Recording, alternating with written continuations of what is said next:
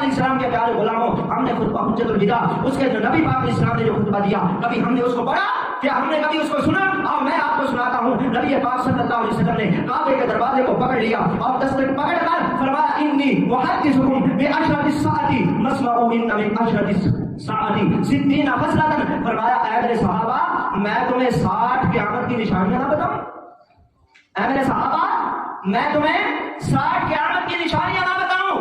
ارے سنو، ان میں سے کتنی ظاہر ہو چکی ہیں، میں پڑھتا ہوں، چند ایک پڑھتا ہوں۔ نبی پاک علیہ السلام کے صحابہ نے عرض کی یا رسول اللہ، یا رسول اللہ صلی اللہ علیہ وسلم، فرمائیے آپ ہمیں بتائیے کہ قیامت کی وہ نشانیاں کون سی ہیں؟ فرمایا اذا اعادوا الصلوات، فرمایا میری امت نمازیں برباد کر دے گی۔ وجہ کیا ہے؟ میری امت مسجد کے اندر آنا گوارا نہیں کرے گی، مسجدیں ویران ہو جائیں گی، نمازیں نہیں پڑھیں گے۔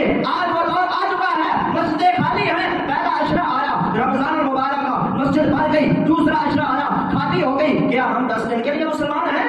کیا ہم رمضان المبارک میں صرف نماز پڑھیں گے؟ نبی پاک کے پیارے غلاموں، یہ خطبہ حجت الوداع کے موقع پر میرے آقا کریم علیہ السلام نے فرما دیا۔ اگلی بات سنیں، فرمایا اتباع الشہوات، میری امت اپنی خواہشات کے پیروی کرنا شروع کر دے گی، جو دل کے اندر بات آئے گی اسی کو لے لے گی۔ آج ہوتا یہ ہے کہ ایک بندہ جو ہے وہ سوشل میڈیا پر آ کر ایک آپ کو مسئلہ بتاتا ہے، وہ مسئلہ آپ کی خواہش کے مطابق ہوتا ہے، آپ اس کو فوری جو ہے وہ لے لیتے ہیں، ایکسپٹ کر لیتے ہیں۔ وجہ کیا ہے؟ آپ کی ذہن کے مطابق، آپ کے دل اور مرضی کے مطابق، آپ کی خواہش کے مطابق مسئلہ مل گیا۔ لیکن عالم دین حق جو ہوتا ہے، جو علم دین سیکھنے والا، جس کے دل کے اندر خوف خدا ہوتا ہے کہ کل میں نے رب کی بارگاہ میں بھی پیش ہونا ہے، وہ آپ کو شریعت کا مسئلہ وہ بتاتا ہے جو قرآن کے عین مطابق ہوتا ہے، جو حدیث کے عین مطابق ہوتا ہے، اور آپ کہتے ہیں مولویوں نے دین کو مشکل بنا دیا۔ نہیں میرے مسلمان بھائی، اگلی بات سنیں، نبی پاک علیہ الصلوۃ والسلام نے فرمایا والمیل ملہوا، فرمایا جدھر ہوا چلے گی لوگ ادھر چلتے چلے جائیں گے۔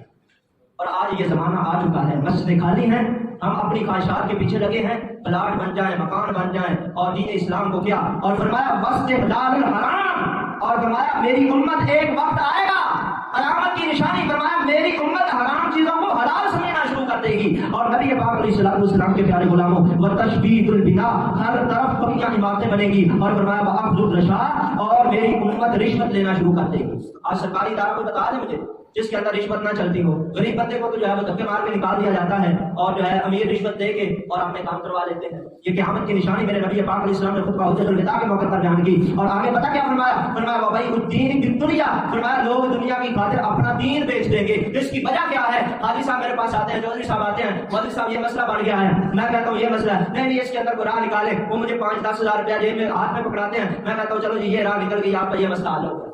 یہ فرمایا کہ دنیا کی خاطر دین کو لوگ بیچ دیں گے۔ نبی پاک علیہ الصلوۃ والسلام کے پیارے غلاموں، آج جہاد کی بات نہ کوئی اوپر سننے کو تیار ہے نہ نیچے سننے کو تیار ہے۔ یہ موضوع بہت طویل ہے کہ جہاد کیا ہے، دہشت گردی کیا ہے۔ ہم نے جہاد کو دہشت گردی قرار دیا، ہم نے مال غنیمت کو جو ہے کیا قرار دیا؟ مال غنیمت کو لوٹ مار قرار دیا، مال اللہ، ایسے جملے بولنا شروع کر دیے۔ نبی پاک علیہ الصلوۃ والسلام کے پیارے غلاموں، حضرت خالد بن ولید کی بات کرتا ہوں۔ آج 18 رمضان المبارک بھی ہے، یوم خالد بن ولید بھی ہے۔ اسرائیل فلسطین پر جو ہے وہ حملے کر رہا ہے اور فلسطین کو تباہ و برباد کر رہا ہے، مسلمانوں پر ظلم کر رہا ہے، لیکن 56 اسلامی ممالک وہ سوئے ہوئے ہیں۔ نبی پاک علیہ السلام کے پیارے غلاموں، جب پاکستان سے پوچھا جاتا ہے ہم ایٹمی طاقت ہیں، ہمارے پاس گولی ہے، ہمارے پاس خالد ٹینک ہے، بھائی کس کے لیے رکھا ہوا ہے؟ کسی کی شادی میں چلانے کے لیے رکھا ہوا ہے؟ یہ اس لیے رکھا ہوا ہے جو میرے محبوب نے فرمایا کہ جب امت پر، میری امت کے مسلمان جو ہیں، میرے مسلمانوں پر ظلم ہونے لگ جائے گا، تو فرمایا اس وقت امت پر جہاد کرنا فرض ہوتا ہے۔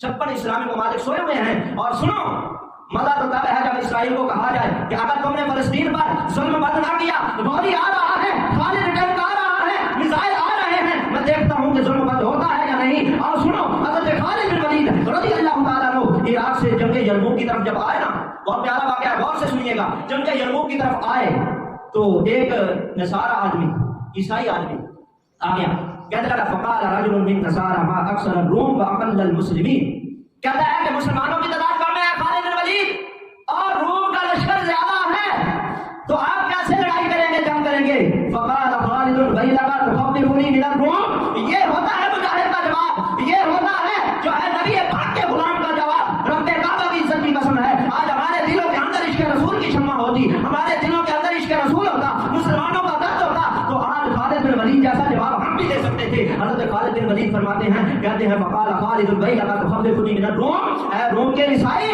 تو مجھے ڈراتا ہے کہ تمہارا لشکر زیادہ ہے. اور آگے بات پتہ کیا لکھی, فرمایا اور 6 لاکھ کا لشکر تھا روم کا, اور جو صحابہ تھے وہ 36,000 تھے. 6 لاکھ کہاں, 36,000 کہاں. اور فرمایا سن انما تکثر الجنود بالنصر وتقل بالخذلان لا بعدد الرجال. فرمایا اے عیسائی اے نصارا سن لو, رب کعبہ کی عزت کی قسم ہے, مسلمانوں کا جو قانون ہے, مسلمانوں کا جو اللہ نے اسلام کی دولت عطا کی ہے, ایمان عطا کیا ہے, فرمایا مسلمانوں کے اندر جو ہے مردوں کی تعداد نہیں دیکھی جاتی. جب رب کی مدد آ جاتی ہے پھر تعداد کم بھی ہو تو وہ بھاری لشکر پر بھاری ہو جاتی ہے. اور فرمایا جب اللہ کی مدد نہیں آتی تو پھر ذلت آ جاتی ہے. یہ حضرت خالد بن ولید کے جملے تھے, میرے جملے نہیں. رب کعبہ کی عزت کی قسم ہے میرے مسلمان بھائیوں, جب بندہ میدان کے اندر نکلے گا جیسے بدر کے اندر صحابہ پہنچے تھے پھر ہی مدد آنی ہے. ایسے یہاں ہم بیٹھ کر دعائیں کرتے رہیں گے, بھائی دعا بھی کرنی چاہیے لیکن کوئی عملی بھی تو میدان ہونا چاہیے.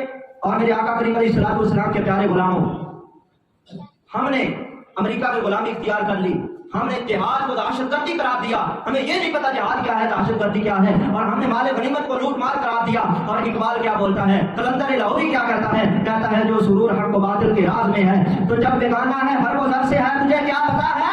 کہتا ہے جب تجھے پتہ ہی نہیں ہے کہ جنگ کیا ہوتی ہے تو فرمایا کہ جب تو خاموش ہو جا. اور نبی پاک علیہ الصلوۃ والسلام کے پیارے غلاموں, جس کو قرآن اور حدیث پڑھ کر بھی اس کا نور نظر نہ آئے, اس کی قسمت کی بات کیا, اس سے علماء کا تعلق کیا ہے. نبی پاک علیہ السلام کے پیارے غلاموں, آج ہم کوئی تو یہ بات, یہ یقیناً ہر بندہ جو ہے, یہ میرے پاس ایک پوسٹ ہے کسی محبت والے بندے نے بھیجی تھی, اس نے مطلب کہ انہوں نے تو نہیں لکھی, کسی اور کی لکھی ہوئی. سوشل میڈیا پہ علماء کو جو ہے وہ بدنام کیا جاتا ہے. بات کہتے ہیں جو علماء جہاد پر نہیں بولتے, فلسطین پر ظلم ہو رہا ہے, ٹھیک ہے, اب علماء بدنام.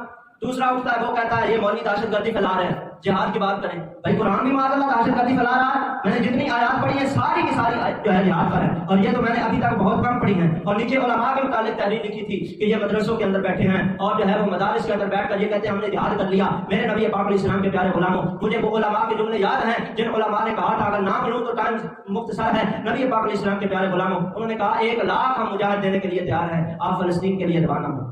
اور 1 لاکھ سے بھی زیادہ کسی نے بات کی.